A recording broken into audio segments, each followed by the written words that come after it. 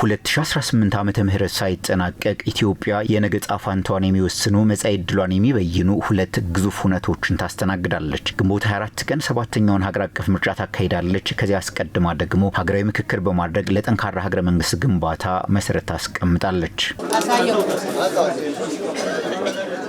የፖለቲካ ስርዓቱን የሚበይነው ሀገር አቀፍ ምርጫም ሆነ ሀገረ መንግስቱን የሚያጸናው ሀገራዊ ምክክር የመንግስትን ቁርጠኝነት፣ የዜጎችን ፍላጎትና ንቁ ተሳትፎ አጥብቀው ይሻሉ። የህዝብ ተወካዮች ምክር ቤት የፌዴራል መንግስቱን የ6 ወራት እቅድ አፈጻጸምና የቀጣይ እቅዶች በተመለከተ ጠቅላይ ሚኒስትር አብይ አህመድን ማብራሪያ በጠየቀበት 10ኛ መደበኛ ጉባኤ ላይም ሁለቱ ተጠባቂ ሁነቶች የእንደራሴዎቹ ቀዳሚ ርዕሰ ጉዳዮች ሆነዋል። 7ኛው ሀገር አቀፍ ምርጫ ነጻ፣ ፍትሐዊና ተአማኒ ሆኖ እንዲጠናቀቅ መንግስት ምን ያክል ዝግጁ ነው? ከምክር ቤት አባላት ተደጋግሞ ተነስቷል።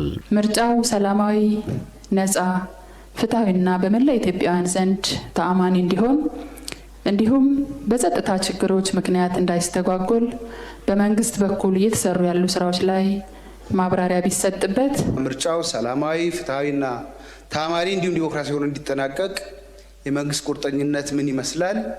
ምን ዝግጅት እየተደረገ ይገኛል? በተለይ ዘላቂ ሰላምን ከማጽናትና የዲሞክራሲ ምህዳሩን ለፖለቲካ ፓርቲዎች ምቹ ከማድረግ አንጻር የምርጫ ወቅት በንጽጽር ከቅድመ ምርጫ በተሻለ ሁኔታ ተፎካካሪ ፓርቲዎች የሚዲያ እድል የሚያገኙበት ወቅት እንደሆነ ይታወቃል። ሆኖም በአሁኑ ወቅት ይህንን ሁኔታ በሚያሳጣ መልኩ የህዝብ መገናኛ ብዙሃን በዝምታ ውስጥ ሆነው የምርጫ ድባብ እንዳይኖር እና ሂደቱ በተቀዛቀዘ ሁኔታ የቀጠለበት ሁኔታ ስላለ ይህ የሆነበት ምክንያት ማብራሪያ ቢሰጥ።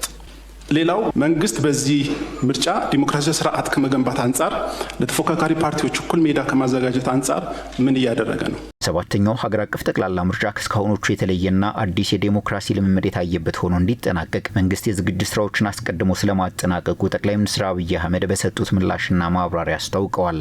የዘንድሮ ምርጫ ሰላማዊ፣ ፍትሐዊ፣ አካታች ባለፈው ካየነው ምርጫ በሁሉም መስፈርት የተሻለ እንዲሆን አበክረን ነው ይሰራ ያለነው።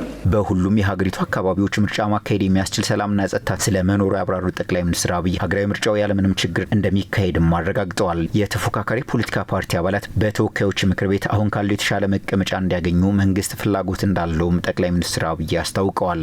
የኔ እምነት ይሄ ፓርላማ አሁን ካሉ 5 እና 10 ሰዎች በ5 እና 10 እጥፍ ያደገ ድምጾች ይሰማሉ ብዬ አምናለሁ፣ እፈልጋለሁ።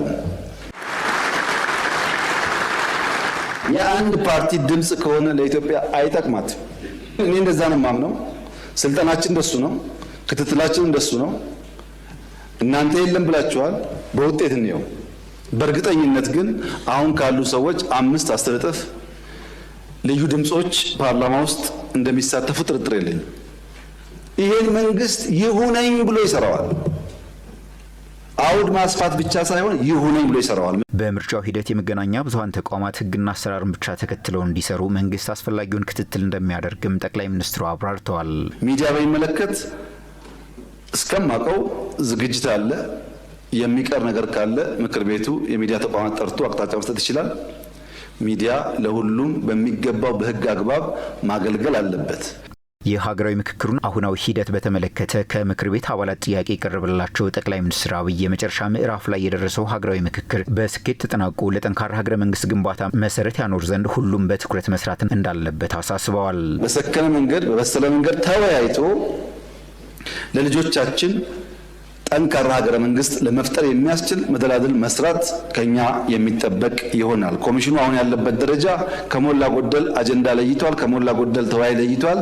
ያንን ፋይል ዘግቶ ቀጣይ ስራ የሚሆነው የተመረጡ ሰዎችን አወያይቶ አጀንዳውን አብላልቶ ብዙዎቻችን አሳትፎ ለዚህ ምክር ቤት ለመንግስት የሚሆን ሪኮሜንዴሽን ማውጣት ነው።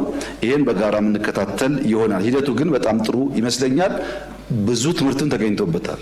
የኢትዮጵያ ሀገራዊ ምክክር ኮሚሽን ዋናውን ሀገራዊ የምክክር ጉባኤ ለማካሄድ ዝግጅት ማጠናቀቁን ማስታወቁ ይታወሳል።